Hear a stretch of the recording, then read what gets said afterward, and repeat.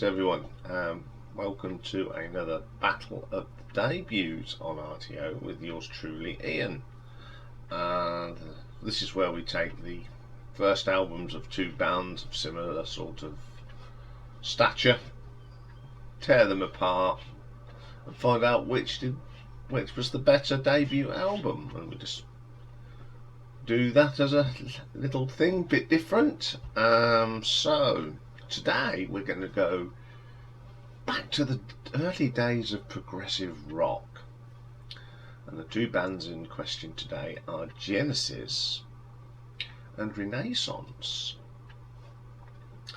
And as usual, we always start with the band that brought their album out first. There's not much time between these two, so they were both out roughly within a year of each other.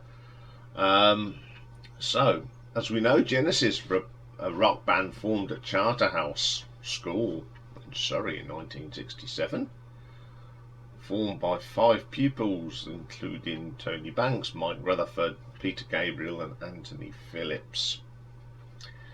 We know the history of Genesis. Went on to become one of the biggest bands in the land. If it wasn't for a certain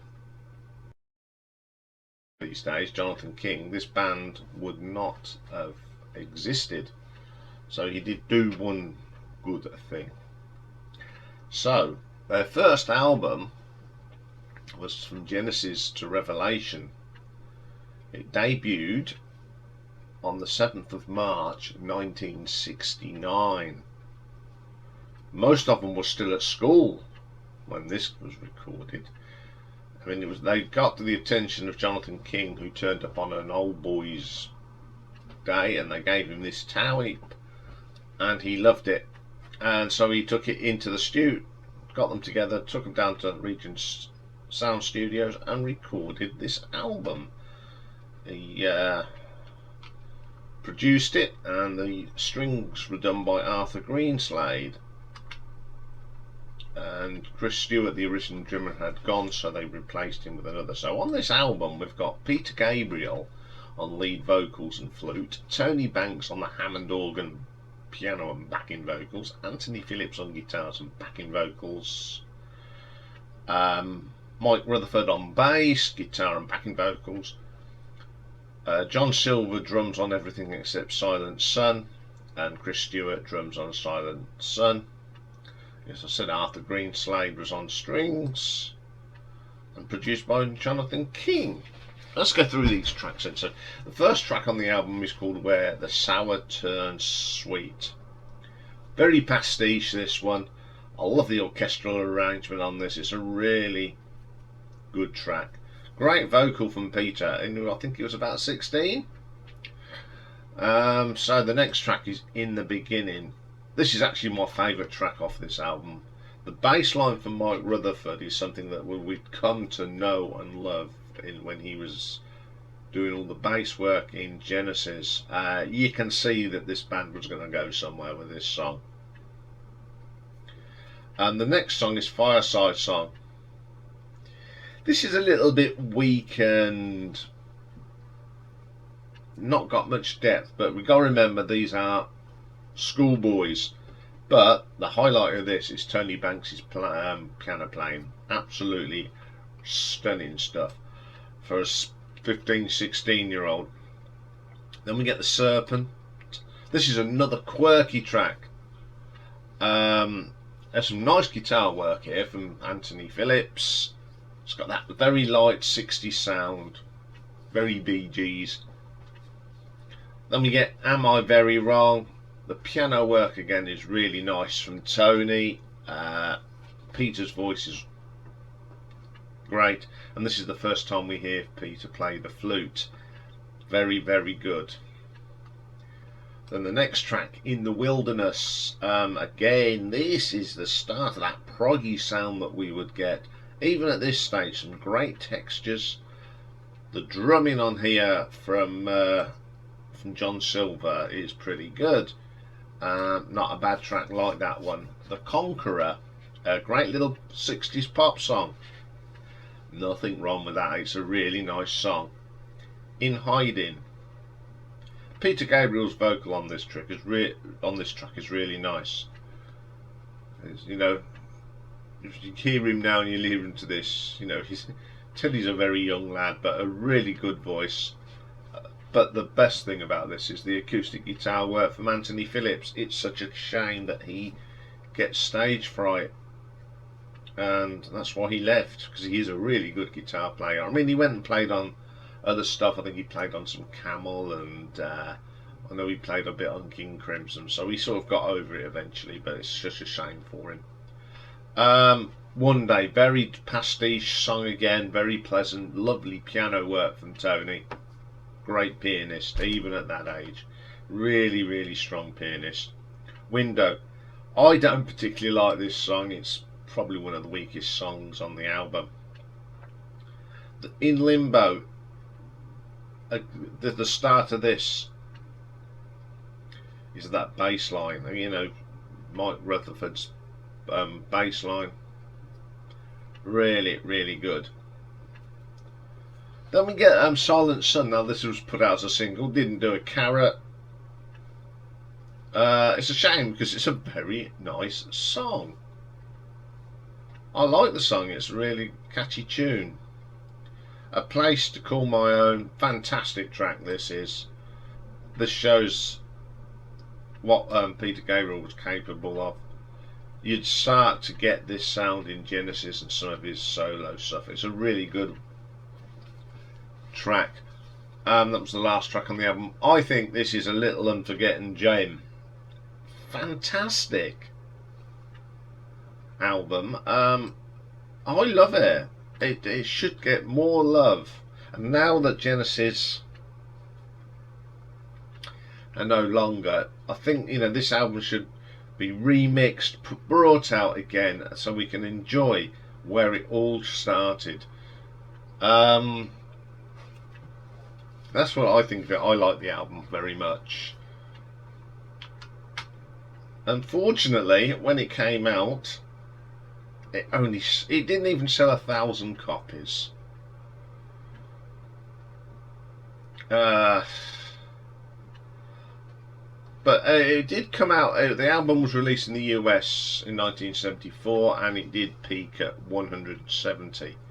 The thing is, it was called From Genesis to Revelations here, and it was thrown in the religious album bin. Such a shame. The thing is, Decca discovered that an American act also called themselves Genesis and asked the band to change its name to avoid confusion. But King reached a compromise, so the band's name would be omitted, just leaving Genesis, the Gothic style of From Genesis to Revelation. I think it was a bad mistake. But I'm glad they kept their name. As I said, it sold 650 copies initially, but over the years it's got gained some recognition. There's not much as in reviews, but All Music gave it 2 stars. Classic Rock have given it 5 stars out of 10, and the Rolling Stone album guide gave it 2. Let's have a look at the nuts and bolts of this one then. Song quality on this, I think every song is good. The lyrics are good. Even at that young age, Peter Gabriel was writing some really strong stuff for a 16-year-old.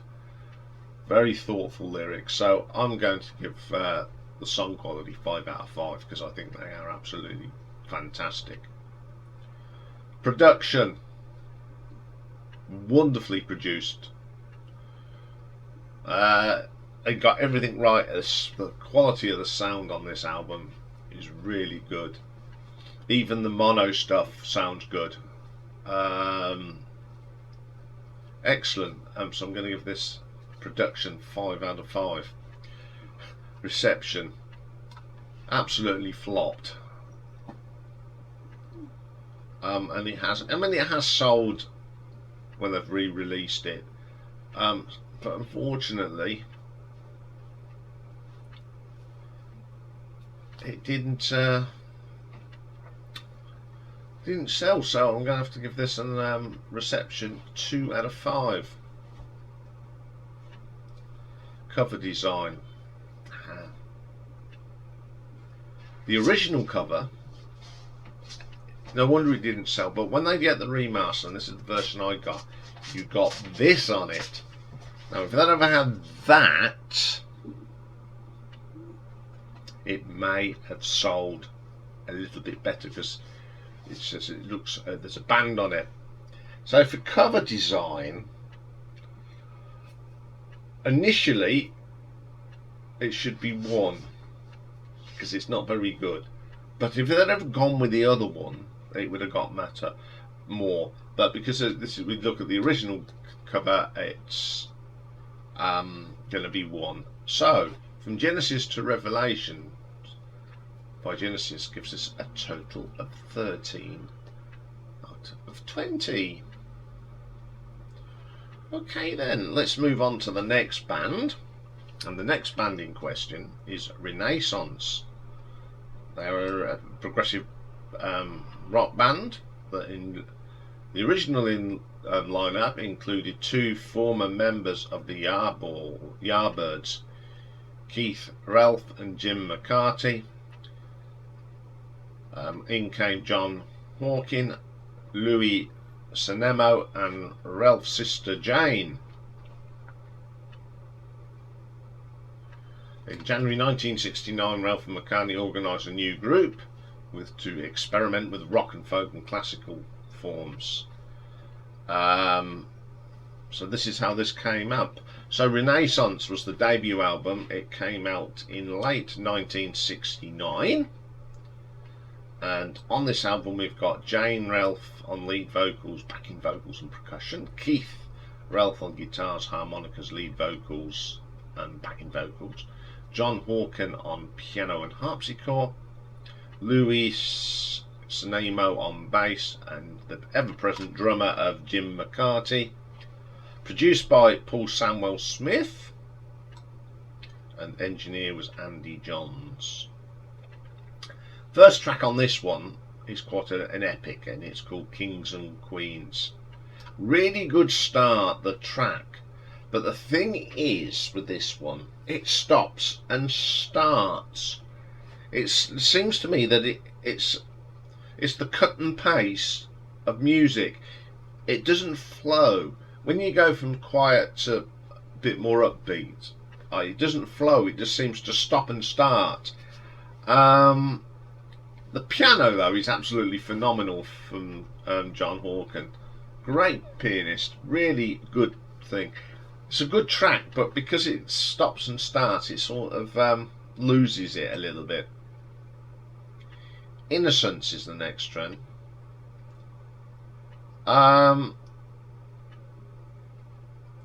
It starts off very slow and melodic. It takes such a long time to get going, and when it does, it finishes. It's a shame, because the piano works good on it again, but it meanders too much, and it's 7 minutes long, so it takes about 5 minutes to get going. It's just such a shame. Island, lovely track. Jane Relf's vocals are really nice on that. It's a really nice song. Like that one quite a lot. Then we get Wanderer. Again, John Hawken's piano work is good. Some superb drumming from Jim McCarthy. The harpsichord really gives this some extra depth, and it's a really good track. It's my favourite off the album.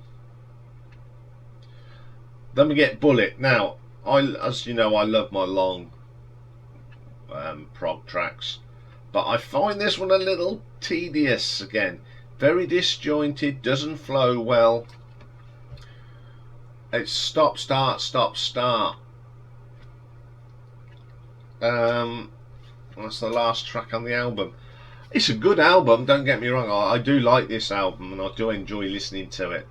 But I think this is a band that was still discovering what they wanted to do. I mean, this is very experimental, but as time went on, they went to become huge in the prog community. I mean, they did hit the big time with Northern Lights, which is a fabulous song. We will be doing a Renaissance full ranking at some stage, I'm sure, because they are just a really good band. I just think some of these tracks don't flow properly, and they learned to do that later on in their career. But it's not the album I go for if I want to listen to some Renaissance.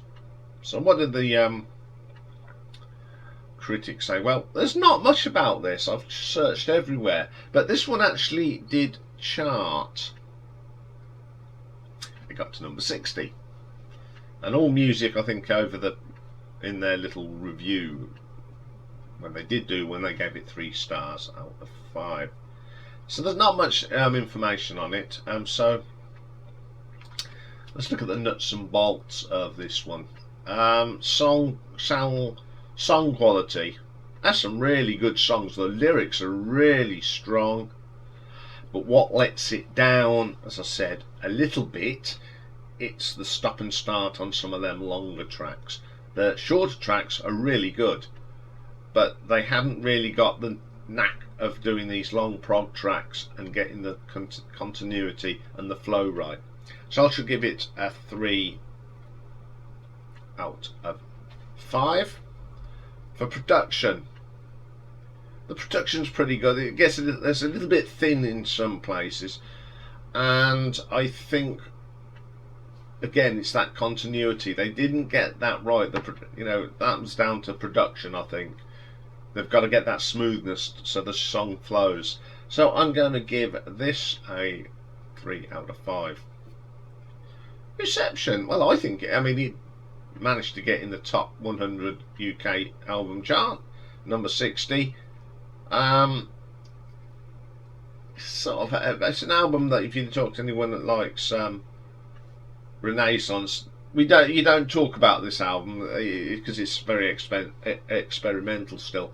But I'm going to give it a 3 out of 5. Cover design, I love the cover, but the word Renaissance, you can hardly see it. The title of the band sort of flows too much into the cover. It needed to be a bit brighter and a bit bolder, I think. I mean, the logo's great, it's just the wrong colour. So again, I'm going to give it 3. So all the 3s for Renaissance by Renaissance. So it gives us a total of 12 out of 20. Again, this one's tough because both albums have got good qualities on them both. Musicianship, they're all pretty good. I mean, Jane Ralph's voice is amazing. But I think as a personal choice, I'm going to give this one to Genesis. I think Genesis are one of my favourite bands, so it's a little bit biased, but I think the strong quality and the flow is a lot stronger, and these are young lads who went on to do great things, all of them in Genesis and on their own. I know this didn't get in the charts. They didn't really have any proper successes, till Foxtrot. But I think Renaissance got better and better as time went on, and I think they're still going now, and they do tour. But as far as it goes, when it came to the debut, I think Genesis won this hands down. Like to hear your views as ever. Put it in the comments below, or if you just want to register your vote on the poll on the community page of the channel, do it there. A lot of you are now using that, which is great. We can talk about this later on the live stream as well. So that's all for this week on Battle of the Debuts. We've got album artwork coming up later. we're going to look at the album artwork of Arena, including the new album artwork. So I'm looking forward to that. And don't forget tonight, 8 PM, British summertime, it'll be the live stream. So join us for that, or just watch it at your leisure. Don't forget, if you like, subscribe, hit the bell, all that sort of stuff. And I will see you later. Bye for now.